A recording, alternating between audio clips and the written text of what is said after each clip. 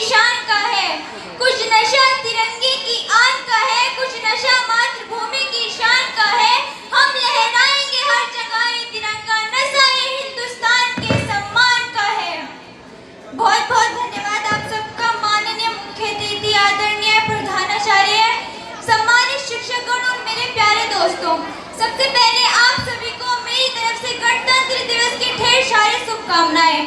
जैसे कि हम जानते हैं, आज हम अपने देश का 77वां गणतंत्र दिवस मनाने के लिए यहाँ एकत्रित हुए हैं। आज ही के दिन यानी 26 जनवरी 1950 को हमारा देश भारत एक गणतंत्र राष्ट्र बना था। मेरा नाम इंशा है और मैं कक्षा 8 की छात्रा हूँ। इस खास अवसर पर मुझे आप सभी के सामने एक भाषण देने का अवसर मिला, इसके लिए आपका धन्यवाद। संविधान, आज के दिन हमें अपना संविधान मिला जो एक बड़ी नियम पुस्तिका की तरह है, जो हमें बताता है कि हमें अपने देश को किस तरह चलाना चाहिए।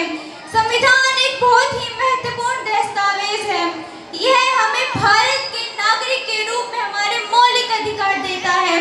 संविधान हमें बताता है कि हमारा धर्म, जाति या भाषा कोई भी हो, हम सभी समान हैं, कि अनेकता में एकता ही मेरी शान है, अनेकता में एकता ही मेरी शान है, इसलिए मेरा भारत महान है, इसलिए मेरा भारत महान है।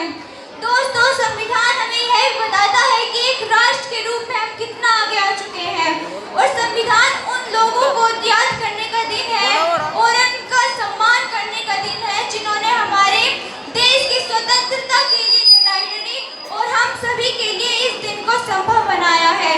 मैं उनको शब्द चढ़ाती हूँ, हिंद जिनकी जान था, जो रक्त से रंगते थे धरती को उड़ियों की ललकार पर, जय हिंद का नारा सदा लिखता था जो जेलों की दीवार पर, अरे बदन पर बंधी थी बेड़ियां, दिल मगर आजाद था, जिनके रक्त के अंतिम कतरे में भी भारत जिंदाबाद था। आइए आज के दिन हम अपने राष्ट्र को याद करें और यह प्रण लें कि हम भारत की शान हमेशा बनाए रखेंगे। दोस्तों, गणतंत्र दिवस पर हम अपने देश की राजधानी नई दिल्ली में एक बहुत ही बड़ी परेड देखते हैं। यह परेड हमारे सशस्त्र बलों की ताकत और हमारे देश की समृद्धि संस्कृति को दर्शाती है।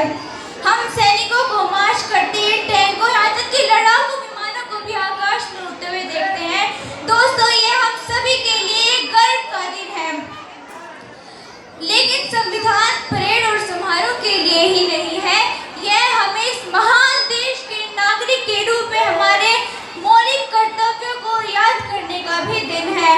और आइए हम सभी अपने देश को गौरवान्वित करने के लिए कड़ी मेहनत करें और आज के इस दिन को बहुत खुशी और शांति के साथ मनाएं। और अब मैं 4 पंक्तियों के साथ अपनी वाणी को विराम देना चाहूंगी कि हम बलिदानों के आदि हैं, उस हिंद के फौलाद हैं, हम बलिदानों के आदि हैं, उस हिंद के फौलाद हैं, जिस माटी में थे जन्मे भगत सिंह, हम माटी के औलाद हैं। जय भारत।